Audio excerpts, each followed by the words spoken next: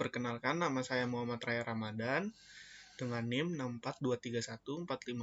Pada video kali ini saya akan memaparkan hasil analisis laporan keuangan saya.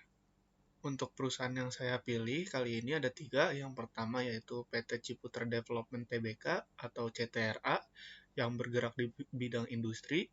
Yang kedua PT Bank Syariah Indonesia atau BRIS yang bergerak di bidang keuangan. Selanjutnya ada PT Lipo General Insurance Tbk atau LPGI yang bergerak di bidang asuransi. Untuk sumber datanya saya mengambil berdasarkan data dari annual report 3 perusahaan tersebut dimulai dari tahun 2020 hingga tahun 2024. Next kita akan menjelaskan yaitu industri benchmarking analysis. Pertama-tama kita harus menginput data keuangan dari 3 perusahaan tersebut.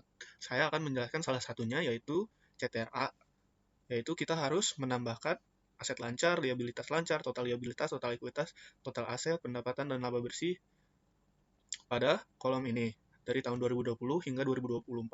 Setelah dimasukkan datanya pada bagian input data, akan muncul rasio di bagian ini. Untuk rasio likuiditas yaitu current ratio dihasilkan dari aset lancar dibagi dengan liabilitas lancar. Berikut dari current ratio dari perusahaan CTRA untuk tahun 2020 hingga 2024. Di bawahnya ada rasio probabilitas yaitu return on equity yaitu laba bersih dibagi dengan total ekuitas dikali dengan 100%. Berikut adalah hasil dari return on equity dari perusahaan CTRA. Lalu rasio solvabilitas yaitu debt to equity ratio sama dengan total liabilitas dibagi dengan total ekuitas, dihasilkan segini dari tahun 2020 hingga 2024. Selanjutnya, benchmark. Untuk benchmarknya, untuk perusahaan CTRA, current rasionya segini, dari tahun 2020 hingga tahun 2024, dengan rata-rata 2.08. Untuk return on equity-nya segini, dengan rata-rata 8,44%, dan untuk debt to equity rasionya segini dengan rata-rata 1,04. Berikut untuk heatmap dari ketiga perusahaan. Yang dimana berwarna hijau menandakan paling baik.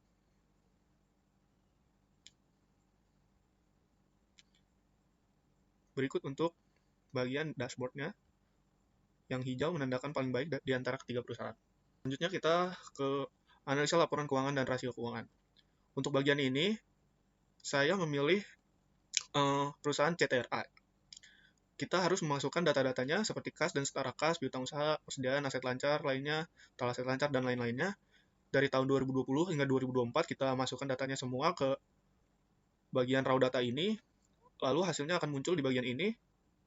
Untuk analisis horizontalnya seperti ini, lalu analisis vertikalnya, dan analisis trend. Berikut rasionya. Ada rasio likuiditas, rasio aktivitas, rasio leverage, dan rasio profitabilitas. Selanjutnya kita lanjut ke bab 5, yaitu pengukuran kinerja keuangan. Ada EVA, MVA, dan CFA. Pertama, kita harus menginput di sebelah sini. Untuk perusahaannya, saya juga memilih Citra pada bagian ini.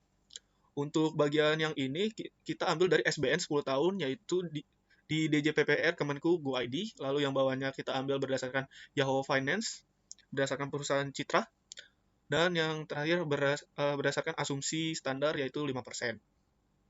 Setelah masukkan semuanya di bagian sini, lalu di sini akan muncul, dan selanjutnya ada EVA-nya, yaitu Economic Value Added, dihasilkan segini ya. Lalu kita lanjut ke MVA-nya.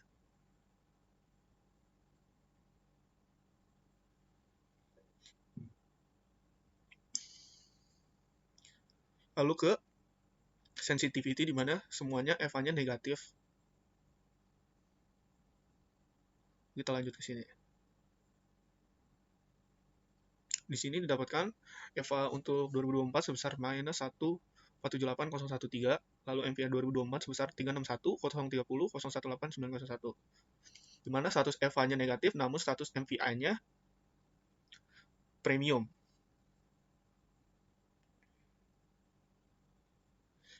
Yang dimana secara keseluruhan PT Ciputra Development masih memperoleh kepercayaan pasar yang tercermin dari MPA yang konsisten positif, namun hasil EVA yang lebih banyak negatif menunjukkan bahwa perusahaan perlu meningkatkan efisiensi penggunaan modal dan profitabilitas operasional agar dapat menciptakan nilai ekonomi yang berkelanjutan bagi pemegang saham. Pada bab 6 menjelaskan model prediksi kebangkrutan. Untuk perusahaannya, kali ini saya memilih PT Ciputra Development juga. Kita harus memasukkan data-data seperti total aset, aset lancar, liabilitas lancar, total liabilitas, total ekuitas, retained earnings, dan lain-lainnya seperti sebelumnya. Di sini dari tahun 2020 hingga tahun 2024. Setelah dimasukkan, akan dihasilkan pada bagian ini. Berikut hasil dari Altman X1 dan sampai X4 dan Springgate S1 sampai S4.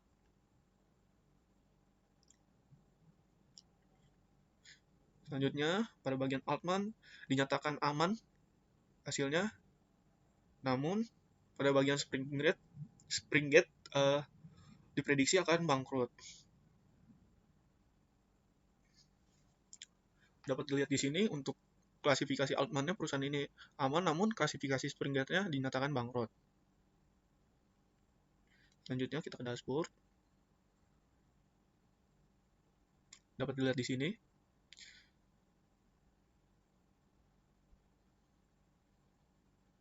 Tren dari Altman dan tren dari Springgate-nya. Selanjutnya, pada bab 7, kita akan menganalisis kinerja bank.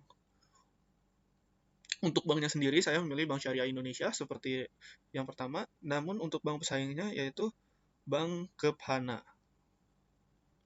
Kita pertama masukkan data-data dari Bank Syariah Indonesia di sebelah sini. Lalu, kita masukkan data dari bank pesaing yaitu Bank Kephana di sebelah sini. Maka akan dihasilkan rasio dari Bank Syariah Indonesia dan Bank Kephana di sebelah sini. Di mana untuk Bank Syariah Indonesia menyatakan statusnya baik dari rasio LDR, ROA, LE, NPL, dan NIM, dan BOPO. Nah, selanjutnya, untuk Bank Kephana menyatakan untuk LDR-nya kurang, ROA-nya cukup, ROE kurang, namun NPL, NIM, dan BOPO-nya baik. Selanjutnya, kita lanjut ke scorecard. Dapat dilihat untuk Bank Syariah Indonesia dan Bank Kephana. Untuk Bank Kephana lebih banyak warna merah, yaitu kurang atau di bawah standar.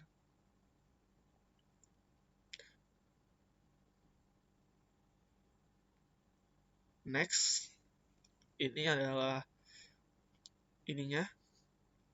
tren rasionya, di mana untuk Bank Syariah Indonesia terpenuhi semua, untuk Bank Kephana masih ada yang tidak terpenuhi untuk LDR, ROA, dan ROE.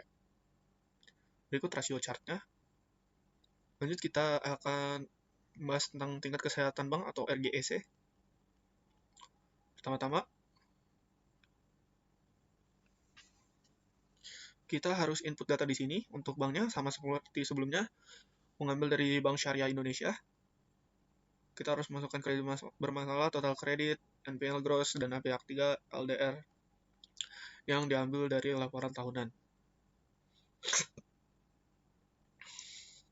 Setelah dimasukkan di sini, akan muncul pada penilaian RGEC hasil dari inputan yang sebelumnya.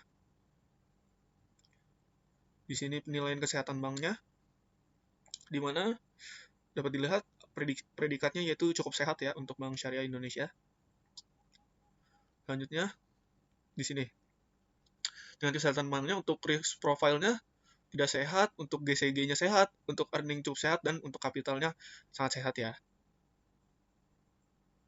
Kita analisis pengaruh inflasi terhadap gross profit margin atau GPM. Untuk perusahaannya, saya memilih Ciputra Development Tbk atau Citra. Pertama-tama, seperti sebelum-sebelumnya, kita harus memasukkan datanya seperti pendapatan dan HPP. Setelah datanya dimasukkan pada bagian sini, akan dikeluarkan output pada bagian ini, yang dimana untuk uji signifikansinya tidak signifikan. Lalu ada nilai fitted-nya. Selanjutnya kita lanjut ke scatter dashboard. hasilnya R2-nya 0,3859, nilai slope-nya 2,5031, intercept-nya 52,7738, korelasinya atau R sama dengan 0,6212 yang dimana signifikansinya itu tidak signifikan. Ini adalah data inflasi dan GPM-nya. Lanjutnya untuk prediction table. Berikut analisis sensitivitas slope-nya ya. Lalu yang terakhir di sini menjelaskan risiko valuta asing dan foreign exchange. Untuk perusahaannya sama, yaitu Ciputra Development Tbk. Di sini kita memasukkan data falas dari laporan tahunan dari perusahaannya. Kita masukkan kas setara kas, piutang usaha dalam USD, piutang usaha dalam SGD. Untuk utang bank, utang obligasi, utang usaha tidak ditemukan pada laporan tahunan, jadi dapat dikosongkan. Kita masukkan kurs penutup dan kurs tahun sebelumnya. Di sini ada historic kurs pada tahun 2020 hingga tahun 2024 untuk USD, Euro, dan Singapura Dollar, Japan Yen, dan China Yen. Lalu di sini ada dampak fluktuasi kurs terhadap laba rugi selama 5 tahun. Mendapatkan dampak terhadap laba bersih sebesar 300,8%. Lalu stress testnya, di mana di sini ada aman, waspada, kritis. Lalu yang terakhir dashboard. Dapat dilihat total rugi atau laba kurs selama 5 tahun, dampak max terhadap laba bersih, dan skenario stress test minus 10% terhadap kurs.